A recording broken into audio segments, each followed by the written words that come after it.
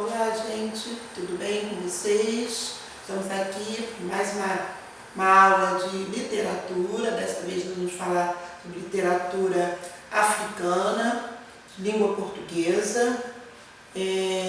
Mas antes da gente entrar no tema, gostaria de fazer uma pequena homenagem à nossa querida colega que nos deixou, cheios de saudades, que estamos, porque tratava-se de uma pessoa maravilhosa, e a gente agora pede que onde ela estiver, que esteja bem acolhida e que possa vir também uma proteção para os familiares que aqui ficaram, para nós amigos que gostávamos muito dela, e que o Criador acalente, na realidade, o nosso coração.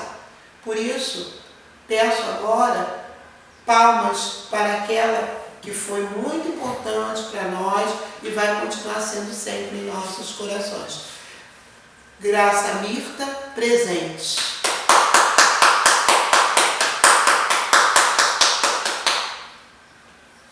Gente, como eu disse a vocês anteriormente, nós vamos trabalhar com literatura africana em língua portuguesa. O que é isso, né? Na verdade, nós vamos ver algumas produções literárias que acontecem dentro do continente africano e que são produções escritas em língua portuguesa.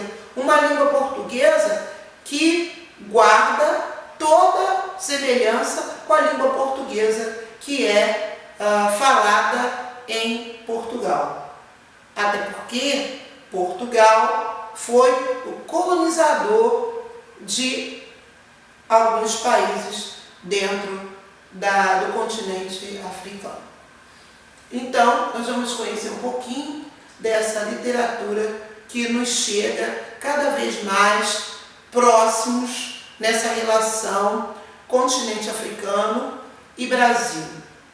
Bem, tudo começa, essa literatura, ela é chamada de literatura pós-colonial, tá? E tudo começa ali do processo de colonização. Portugal, chegando ao continente africano, encontrando os diferentes países, diferentes histórias, culturas, uma diversidade múltipla, como é até hoje, como é característico de um continente, né? Composto de diferentes países, muito diferente de Portugal, que apenas um único país, né? A multiplicidade de diferenças no continente africano é bem maior.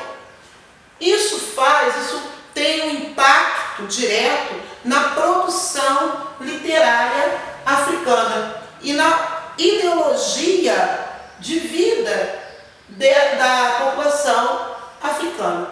Então, quando a gente fala em produção literária e em ideologia africana, nós não estamos falando numa produção literária igual para todo mundo e nem uma linha ideológica igual para todos. Estamos falando sempre numa diversidade, numa multiplicidade de olhares, tá? Mesmo que sob o impacto potente de um processo de colonização. Bom, no primeiro momento, houve uma preocupação muito grande com a questão nacionalista.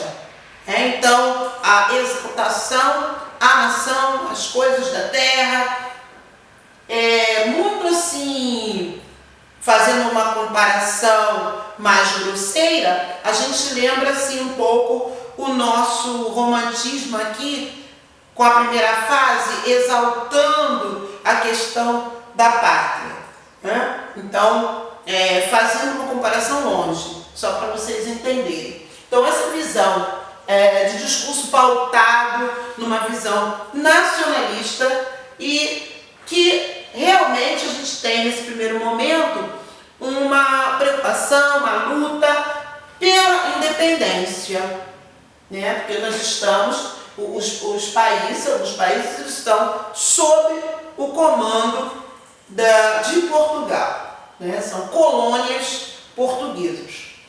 A panfletagem também, a produção desse material que ia ser distribuído nos movimentos dentro desse processo de luta por independência dessas colônias, também acabam sendo incorporados a essa produção literária.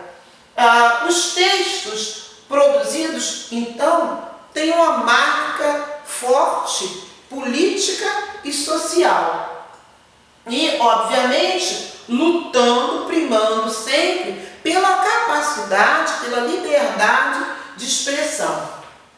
Já no segundo momento, no final da década de 80 e 90, a gente já observa ali que há uma necessidade de um surgimento de uma nova estética literária. As produções literárias tomam um outro rumo. Que rumo? A literatura agora ela está bem voltada, preocupada com as questões identitárias. Mas em que sentido?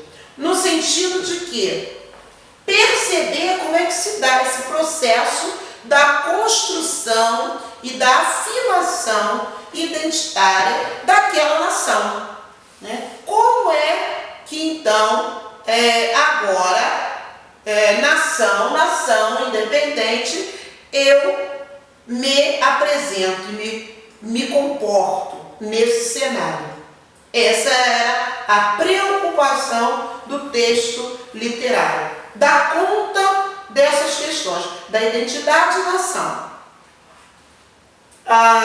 E aí vai para dentro da literatura uma pluralidade muito grande, né?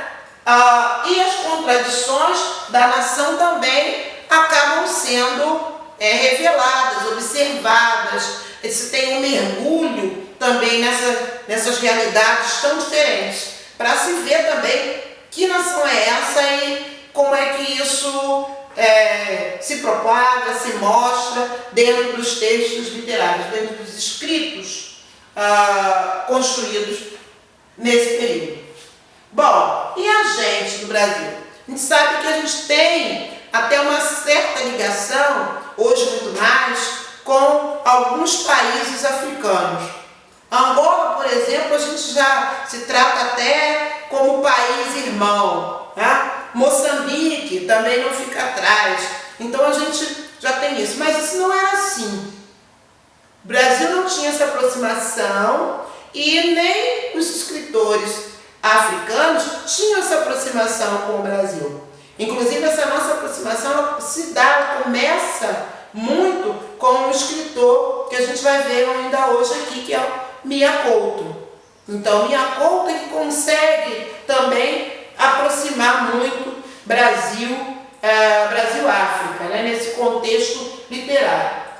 Então, no Brasil, o que estava acontecendo, né, nesse período? Essa aproximação com a literatura, com esse diálogo em África, vai se dar a partir do século XXI. Né? Quando a gente tem mesmo essa relação toda aí com Angola, que permanece até hoje. E aí destacar no Brasil algo que contribuiu também para a gente conhecer, inclusive para eu estar trabalhando com vocês esse tema de literatura africana em língua portuguesa dentro do currículo.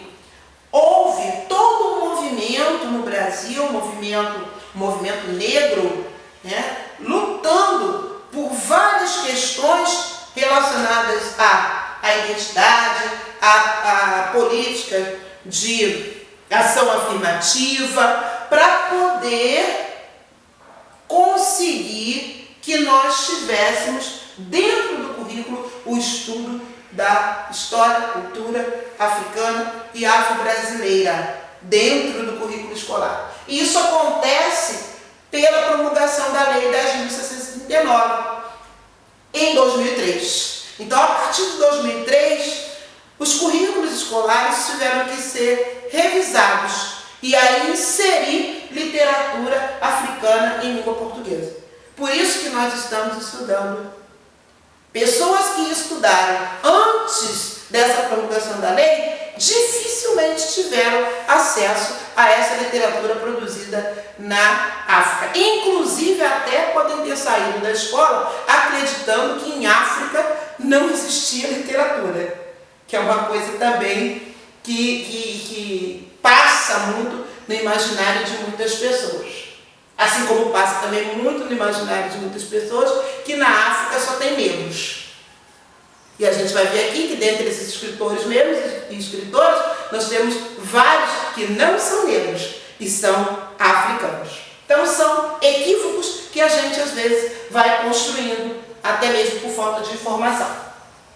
Bom, então, tendo ampliado este olhar sobre a cultura africana, a gente começa então a despontar e a conhecer vários autores e autoras do continente africano e que produzem muito, autores premiados, com prêmios como, por exemplo, o Prêmio Camões, que é como se fosse o Oscar da literatura portuguesa, tão importante. Então não é qualquer escrita que recebe um prêmio como esse. Então o envolvimento, o engajamento desses autores, dessas autoras no dia a dia de seus países, participando em movimentos sociais, movimentos políticos, pela sua própria nação, discutindo temas atuais. Então, a gente consegue saber isso tudo a partir desse contato mais próximo com esses povos, com essas nações. Tá? Bom, agora a gente vai entrar exatamente dentro do universo da produção literária, despontando os autores e autoras mais importantes nesse processo.